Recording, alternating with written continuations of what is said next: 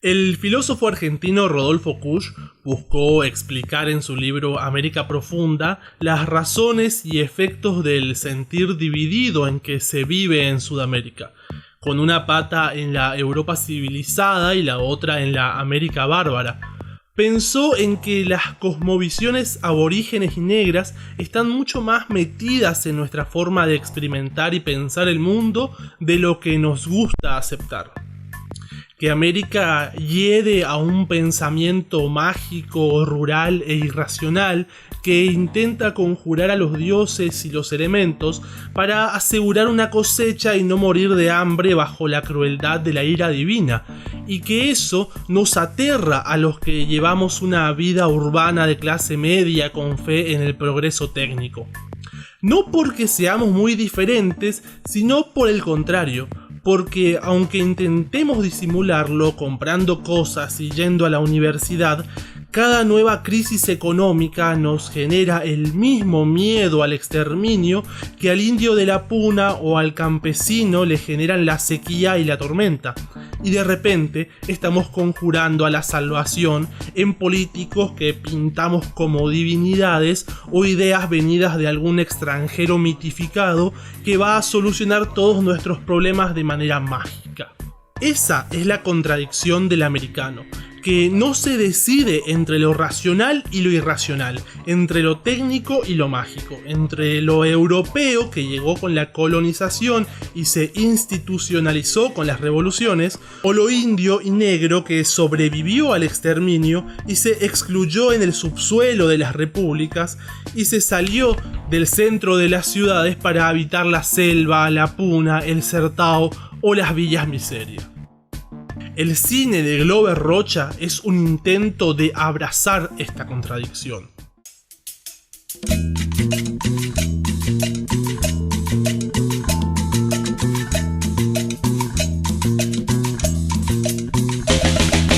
Hay que follarse a las mentes.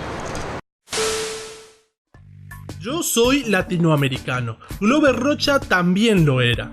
Yo nací en la Argentina de los 90, un par de años antes de que todo se fuera definitivamente a la mierda. Glover vivió su Brasil de los 60, la etapa donde todo se estaba yendo a la mierda, pero también se alimentaba una esperanza. Mi conciencia histórica nació en diciembre del 2001. Apenas había cumplido 9 años y lejos, en Buenos Aires, el país se incendiaba y un presidente era expulsado de la Casa Rosada a pedradas. Yo, a miles de kilómetros, en Misiones, lo veía por la tele y de alguna manera entendía que eso estaba relacionado con que mis calzados más nuevos tuvieran en ese entonces más de un año. Yo no sé cuándo nació la conciencia histórica de Glover Rocha, pero seguro que fue en alguno de esos momentos donde todo parece irse de nuevo a la mierda, que es más o menos a cada año par cuando vivís en un país sudamericano. Una de esas épocas en las que nos acordamos de ese miedo a la ira divina y al exterminio y volvemos al pensamiento mágico para intentar sobrevivir un día más. Lo que sí sé es que Glover vivió e hizo cine en los 60 y 70, etapa especialmente esquizofrénica para una Latinoamérica que se había quedado en el medio de la Guerra Fría, pero sin los amores de Mr. Marshall, por lo que la doctrina de seguridad nacional de los Estados Unidos acá solo significaron dictaduras militares, terrorismo de Estado y genocidio ideológico. Más pobreza, hambre, traición y tragedia para un pueblo que hasta hoy vive del mito de un pasado glorioso que nunca fue y un futuro esplendoroso que se retrasa indefinidamente. En ese desengaño fue que artistas e intelectuales trataron de explicar el sentimiento de incansable absurdo que significa existir al sur del continente. Un sentimiento revolucionario creció en los movimientos de la liberación, una filosofía de la liberación, un cine de la liberación y hasta una teología de la liberación. Buscaron pensar y crear más allá de las estructuras tradicionales de la racionalidad occidental y las lógicas del capitalismo a las que identificaron como fuerza y causa de las angustias del pueblo americano. al que interpretaron como a un colonizado culturalmente por el pensamiento eurocéntrico y económicamente por la influencia norteamericana, y frente a esto había que rebelarse. Glover Rocha, con su cine, asumió esta batalla, la de la final liberación, la búsqueda de una revolución no por las lógicas del materialismo histórico marxista, sino como cruzada ética que empuja a aquellos que son capaces de sentir como propios el hambre y el dolor de los excluidos y marginados. Mamãe é capaz de dor, da nossa dor. Uma vez, eu não vou esquecer nunca. Glauber passou a manhã abraçado comigo chorando. Chorando convulsivamente. Eu custei entender, ninguém entendia, que Glauber chorava a dor que nós devíamos chorar, a dor de todos os brasileiros. O Glauber chorava as crianças com fome. O Glauber chorava esse país que não deu certo. O Glauber chorava a brutalidade. O Glauber chorava a estupidez, a mediocridade, a tortura. Ele não suportava, chorava. Os filmes do Glauber são isso. É um lamento, é um grito, é um berro. Essa herança que fica de Glauber. Fica de Glauber para nós. A herança de sua indignação. Ele foi o mais indignado de nós. Indignado com o mundo tal qual é, assim.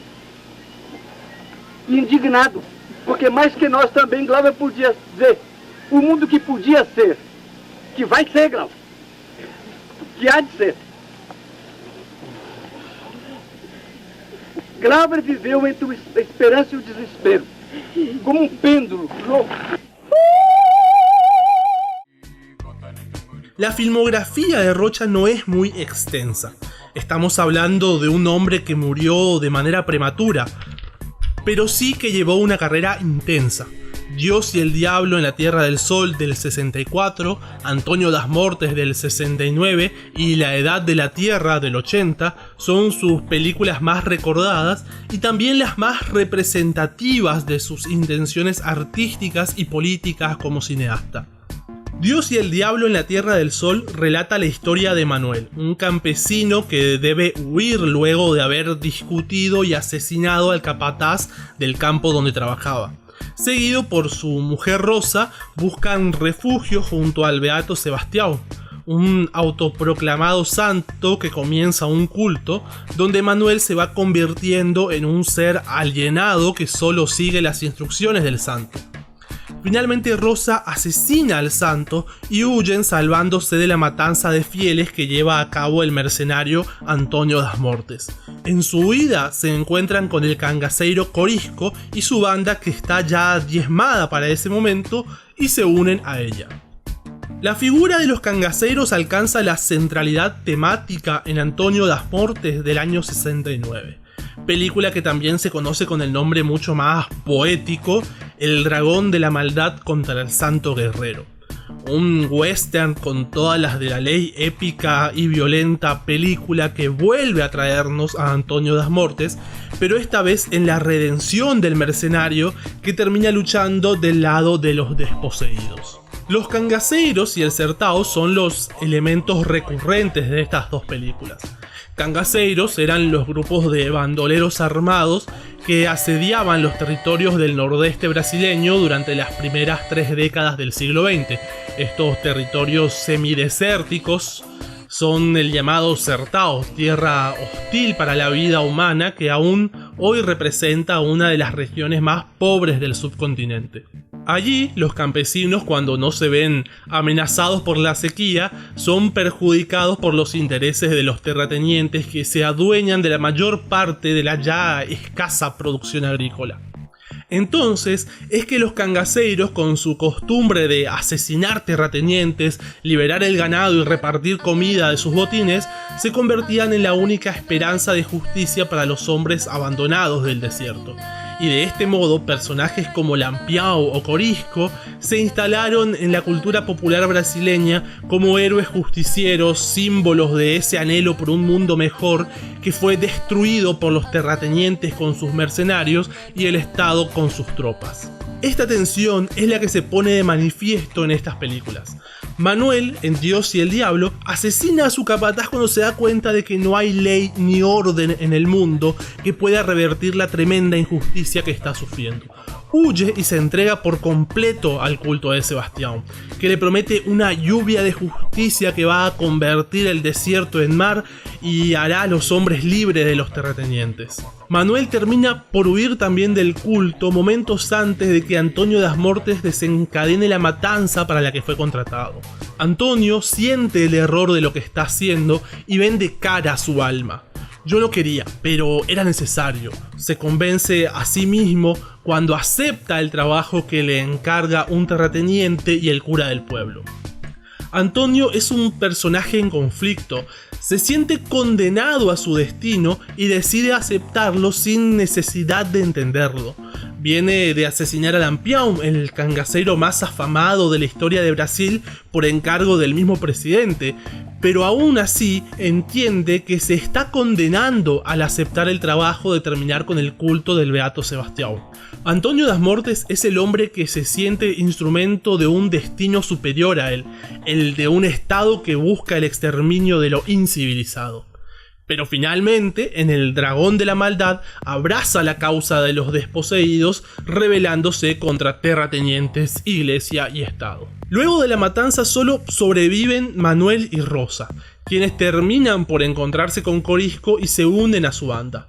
Corisco significa también una esperanza de hacer justicia, vengar al santo Sebastião y también a Lampião. Corisco es un personaje complejo, se desarrolla a través de monólogos y arengas, es una persona violenta y contradictoria, el que cumple con la promesa de no dejar al pobre morir de hambre y entonces va y lo mata a él. Tanto Corisco como el santo Sebastião son personajes que representan lo bueno y lo malo encarnándose en un solo ser humano, la promesa de justicia en el mundo y a la vez la destrucción de la locura y el fanatismo. Ambos son Dios y el diablo a la vez, pero como lleva en su decir la canción final del escape de Manuel, ni a Dios ni al diablo pertenece la tierra, sino a los hombres que la habitan y la sufren.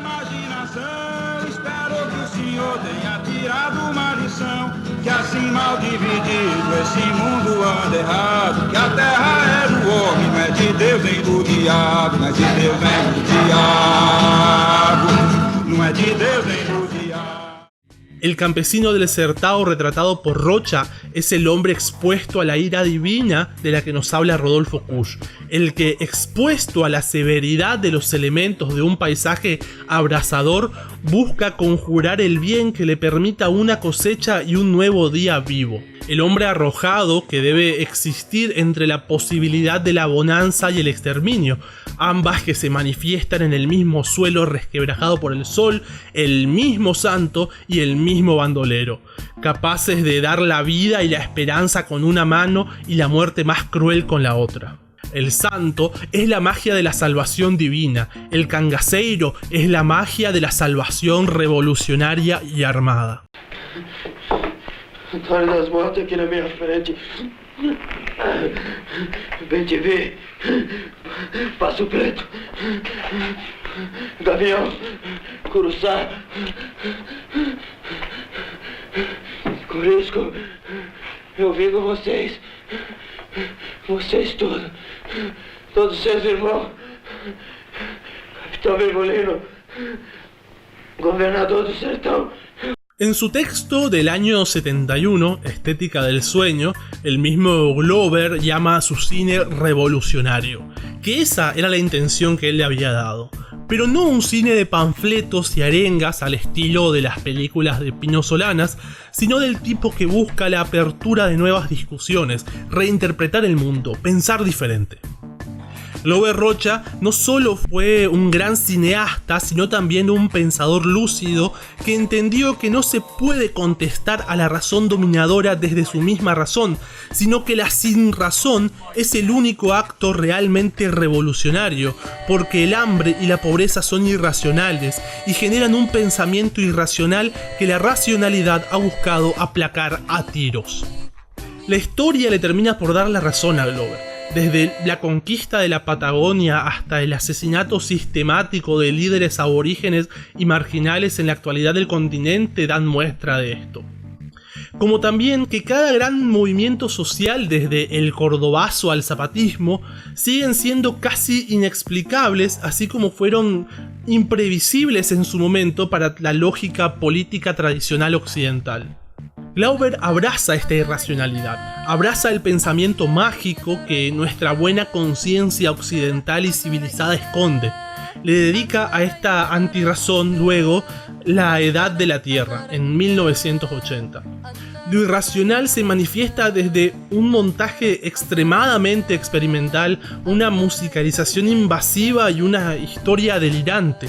Es una película prácticamente incomprensible, y el serlo no es fruto de su intención experimental, sino que desde un principio intenta ubicarse fuera de las lógicas comerciales tradicionales del cine, y eso le dio a Rocha una libertad creativa casi imposible de asumir para cualquier otro realizador. La Edad de la Tierra intenta construir desde el cine esa resistencia, esa manifestación de lo incomprensible para toda lógica occidental. La película incomoda y tal vez así es mejor, pero Glover había dejado tanto de sí en esa obra que el fracaso le sentó muy mal.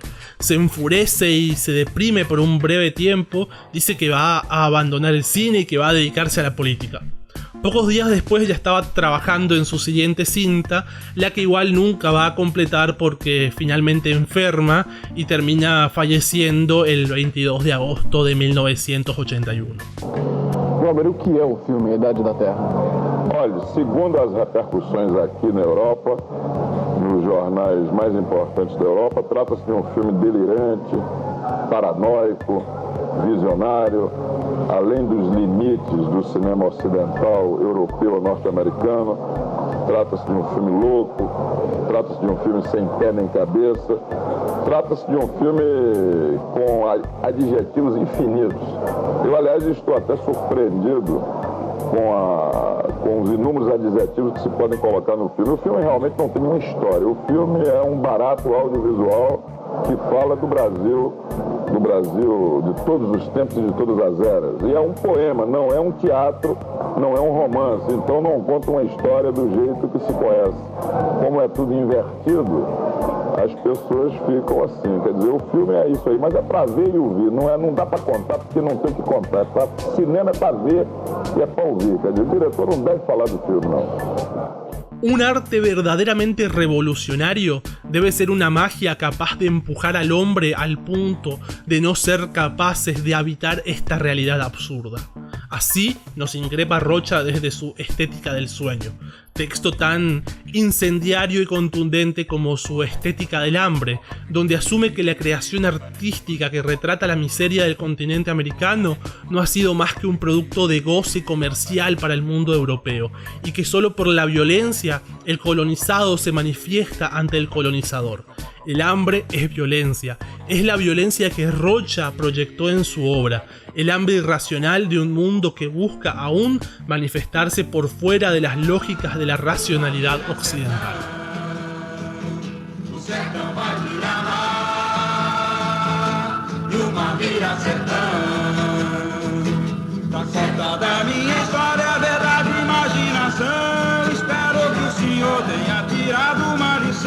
Que assim mal dividido esse mundo anda errado, que a terra é do homem, não é de Deus nem do diabo, não é de Deus nem